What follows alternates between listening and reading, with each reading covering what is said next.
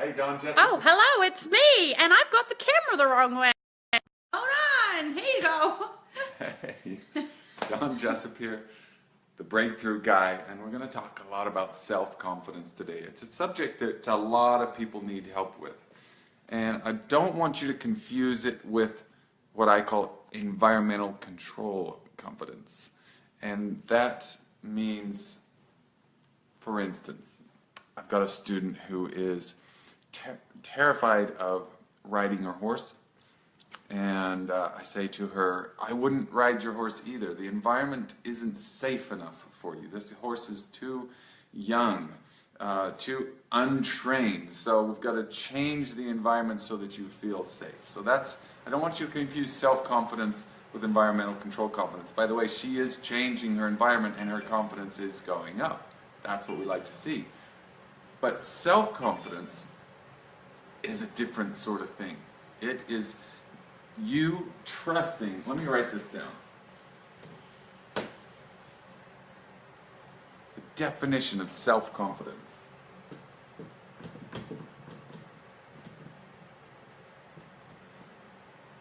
Trusting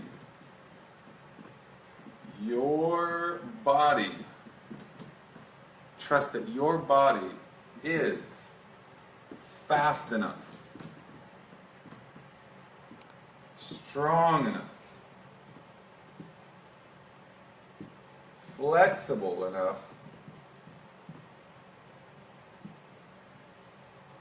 fast enough, strong enough, flexible enough to instantly adjust to anything. Do you know who's super self-confident?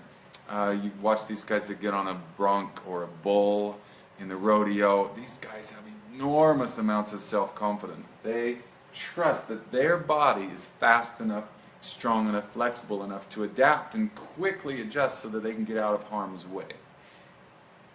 That's the definition of self-confidence.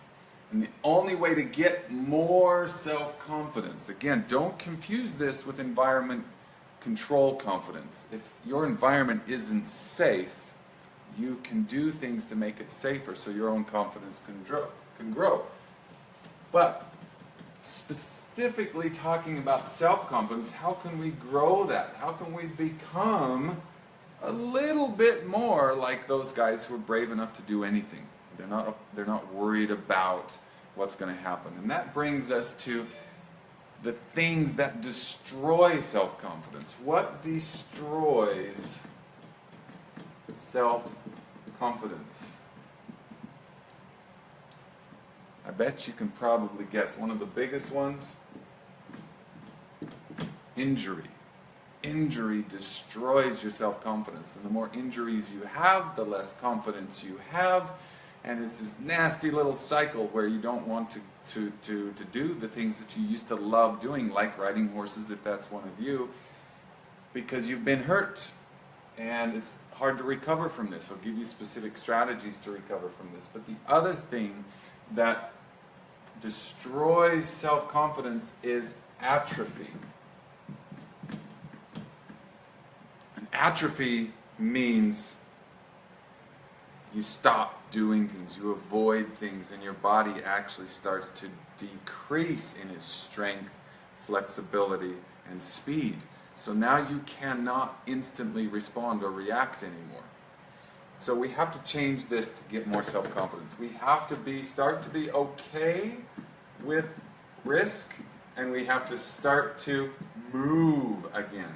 We have to, in order to avoid atrophy and injury, we have to get into motion again. Motion is the key to confidence. And if you just joined, thank you for following. My name is Don Jessop. I'm the breakthrough guy, and I'm talking about self-confidence, and I want you to have more of it.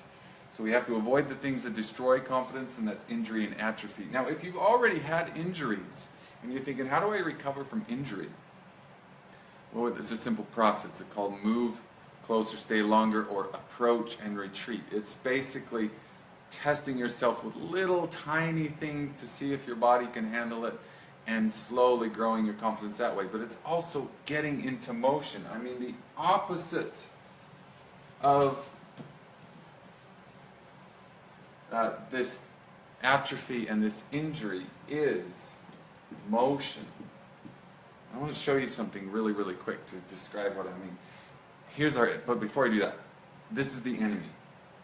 This is the enemy. When you freeze, when you stop motion, this is the enemy. Don't freeze, because freezing and holding your breath and stopping and quitting and atrophy, that's all about you not moving anymore, and it destroys your confidence. Because what do you need for confidence? You need speed, strength, flexibility. You need to be able to quickly adjust instantly so that you can get past whatever fears you have. So follow me for just a second. We're going to do a quick little demo on how not to freeze. So come with me. I'm just in my kitchen here, and I want you to pretend like I'm going to get on my horse, okay? And this is the mounting block. Woo! And this is my horse. This countertop. I want to get on this countertop. Well, let me show you what most people do when it comes to scary or risky things. They freeze, and they do it like this. They come up, and they hold their breath. And they wonder, and they think maybe I shouldn't, or maybe I should, I don't know. I'm being a baby, I should just do it, I should just get up there. But they freeze, and their mind just starts rolling, and their body won't move. And so they finally, after a few minutes, they take a step. And then they freeze again. Their body won't move. It can't move anymore. It's frozen. After a few minutes, they finally take another step. And they get up there. Can you still see me? I'm on my horse.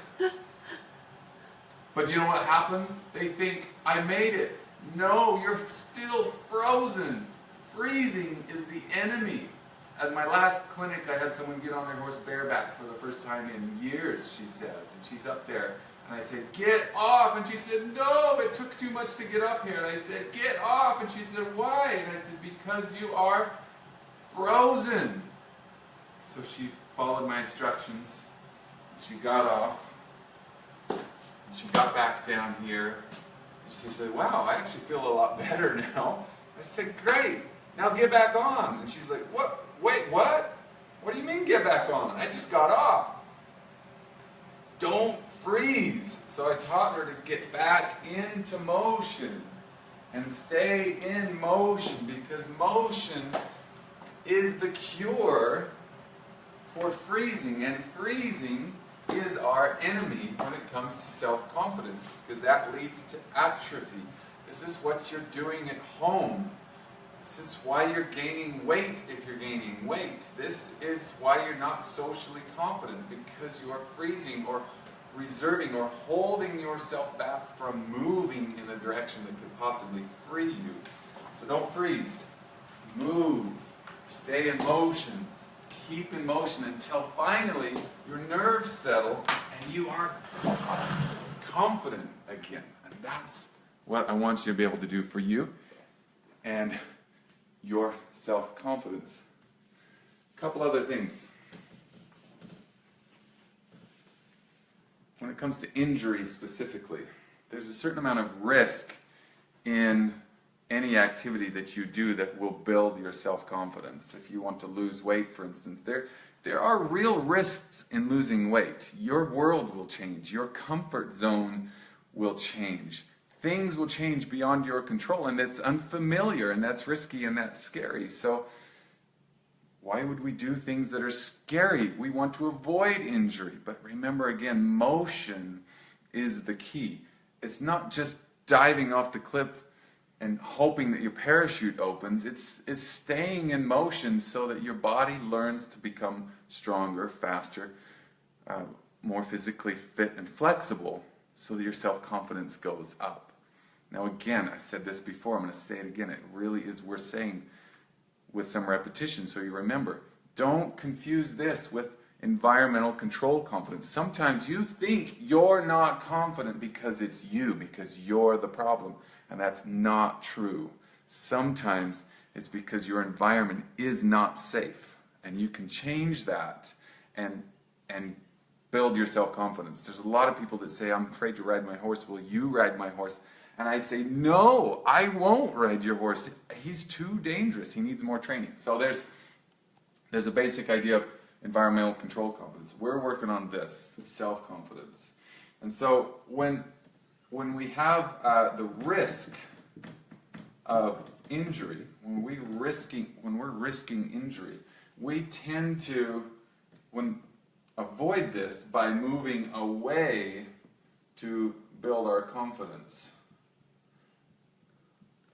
And unfortunately, this is the opposite of what actually works. We actually, to build confidence, to build it, we actually have to move toward riskier things.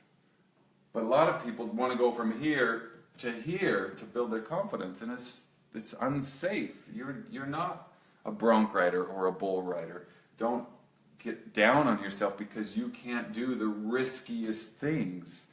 But what you can do is use this sliding scale and move. Look, you're still safe.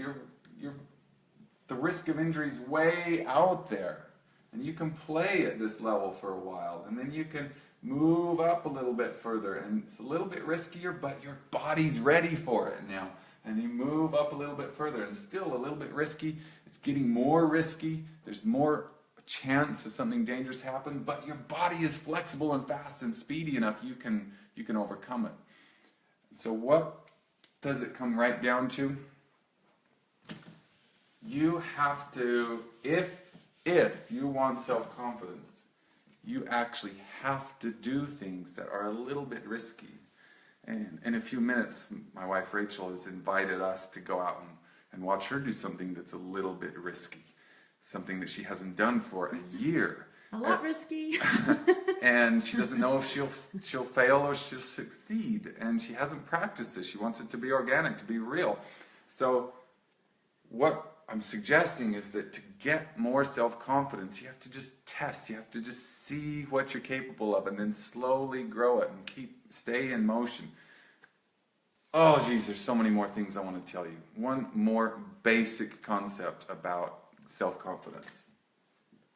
And this has to do with social confidence as well. And that's something that you can change right now. And that's your hygiene. That means you comb your hair, you wear a nice shirt, basically, don't wear clothes that make you feel average. Does that make sense?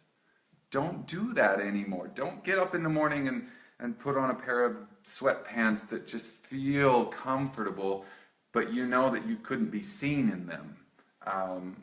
Like everybody needs that set of clothes for their own private time, but if you find yourself dressing like this on a regular basis and you're like that all the time, this kind of thing, poor hygiene, poor dress code, poor habits, cause you to avoid situations that would build your confidence. So don't do things that make you feel average. Don't dress in a way that makes you feel average. Don't eat food that makes you feel average. Everybody goes to McDonald's. Don't go to McDonald's, okay? Do something that's super healthy and different. I know I'm getting a little bit over the top here, so I'm going to switch gears and we're going to actually answer a few questions that came up from last week's... let's go out. You want to go outside? Let's go outside first. Okay. So there's so much more about self-confidence. In fact, if you go to sendmelife.com, I will give you a free audio on how to build confidence. What is confidence? You get a little bit better understanding of environmental control confidence, and from there we can talk a whole lot more about how to grow and and become healthier, better, smarter, faster, more confident. Who wouldn't want that? So let me switch this around real quick. Boink. Oh, there we are. All right. If you haven't, thank you for joining us. If you're with us now, we're going to save this video so you can watch it all later. But I want you to follow me out. We're going to go do some. Yeah. Okay. I want to tell a little story while we're Okay. walking, if I Okay, can. go ahead. Okay. Right. So about a year ago, we decided to do a Spartan race. Crazy. And so we went and had to start training. And there's this rope climb in there. And I've never done a rope climb. This is just crazy stupid. So we put a rope up in our barn, which is where we're heading out to now. And I had to go out every day and try to do this thing. And it was really embarrassing. I'm telling you something really embarrassing, because I would go out and I'd hold that rope and I would pull and nothing happened at all. My feet didn't even leave the ground. I mean, I am not a strong girl up here, just saying. And nothing happened. Okay, I learned some techniques and all that kind of thing. And I'm pretty pleased to say that I was able to do it. But it's been over a year now since I tried this. And so I said, well, here's a really good illustration of self-confidence. Every time I climb that rope, I feel amazing. And I haven't done it in, like I said, over a year. And there's the rope, and I'm going to go climb it while you guys see it live. Like, this is, I am so scared. Okay, I hope I make it. All right. Self-confidence, building your self-confidence, stretching yourself, testing yourself.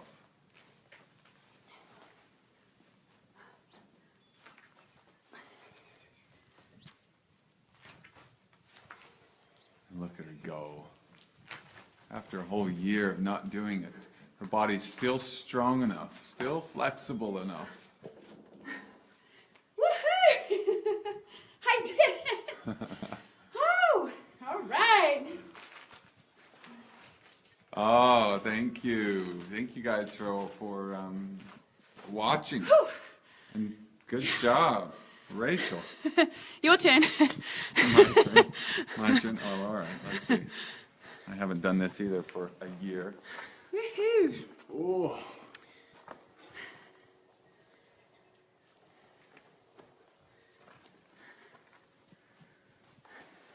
It's quite a way up there.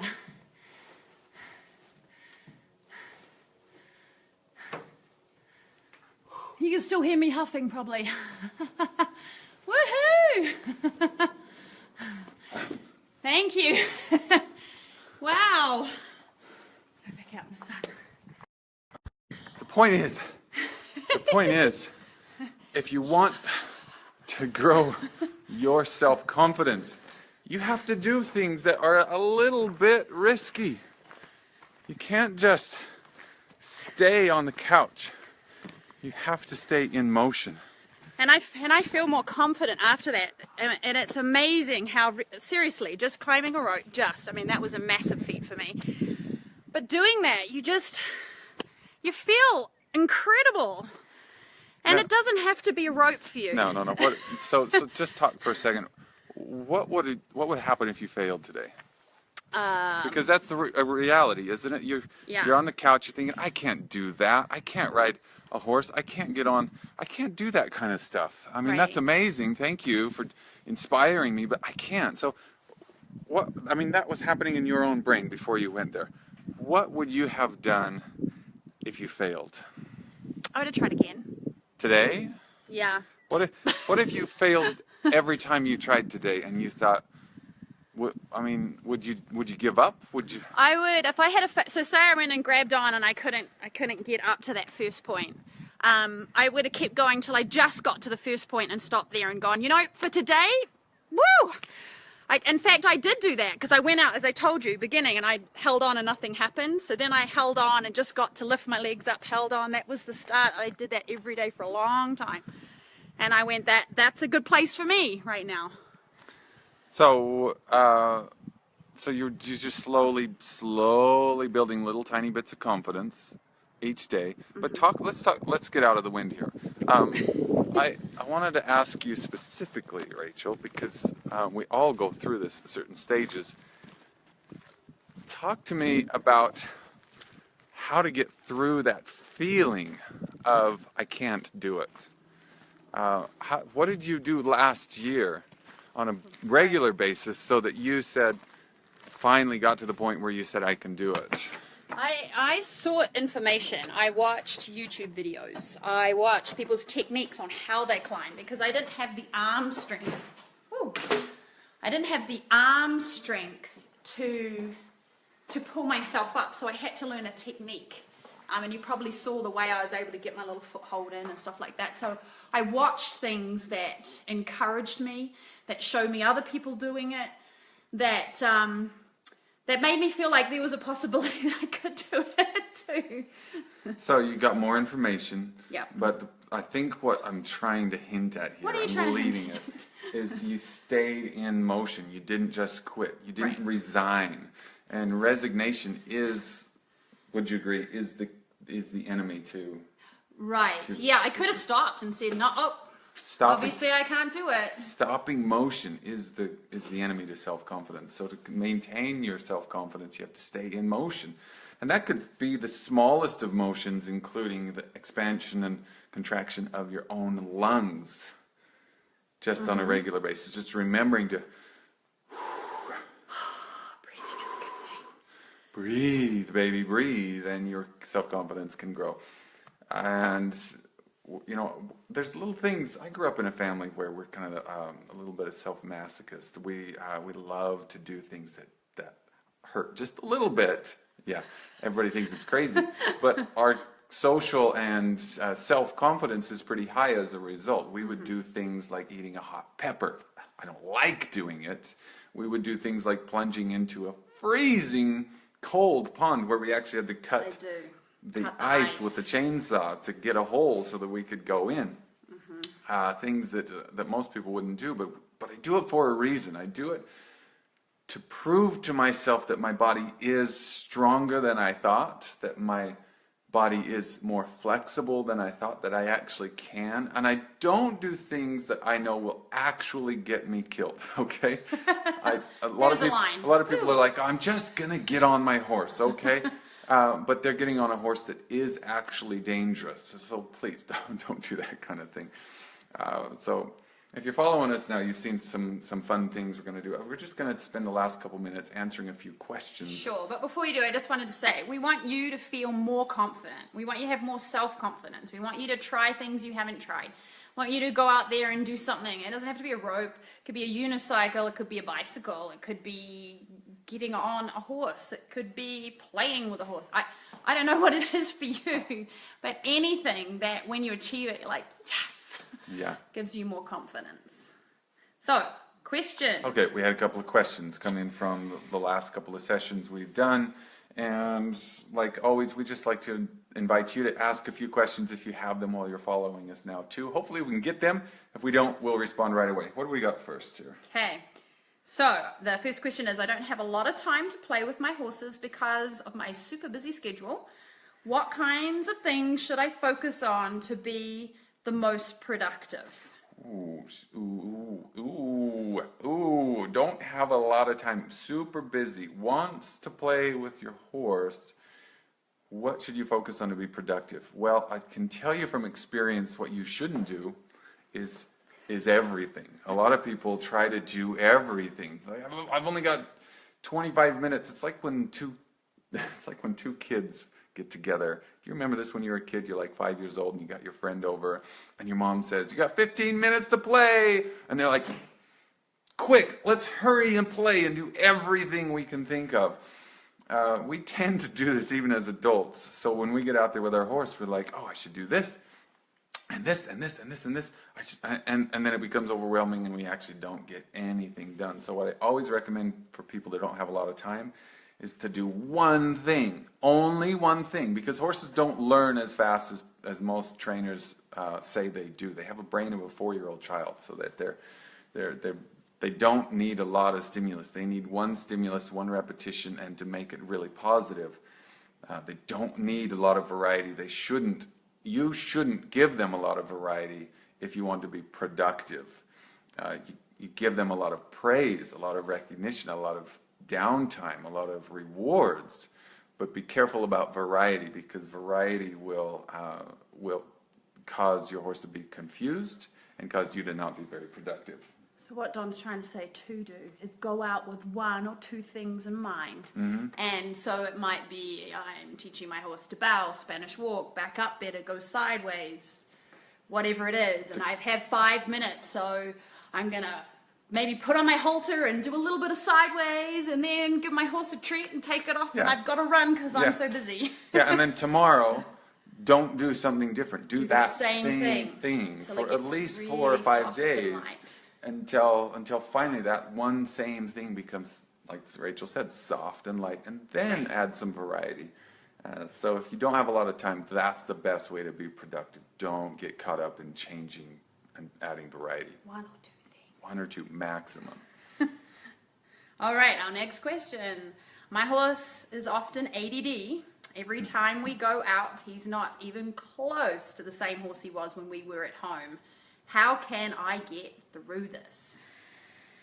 Oh, this is a tough one, and a very, very good question, because distraction is probably one of the biggest.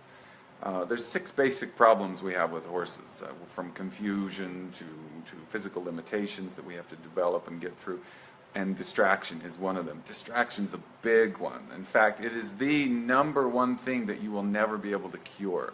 You cannot cure distraction completely. What do you mean? If you think that your horse isn't perfect, that's okay, because he never will be perfect. And I have ridden the top horses in the country. I have been on top of the best trained horses in the country and ridden them. I'm talking 13-time world championship reining horses. I'm talking dressage horses that can do everything. And guess what? When you change environments, they get distracted. In fact, you have about a 50% reduction in concentration the second you change environments. So it's totally okay to have distraction as a problem. When it becomes dangerous, that's when it becomes a really big problem. And a lot of what we do in our training, and what we call mastery horsemanship, is attention-based training. We teach horses to pay attention. We reward them for paying attention, and then we switch environments intentionally and focus on attention-based training again, not just skills or tasks, but actually attention-based training again. And there's specific things. We can actually do some videos on attention-based training for you. If you'd like, just put a thumbs up or a yeah, I want to know more about attention-based training. And we can do some more videos on that. And was there anything else on that?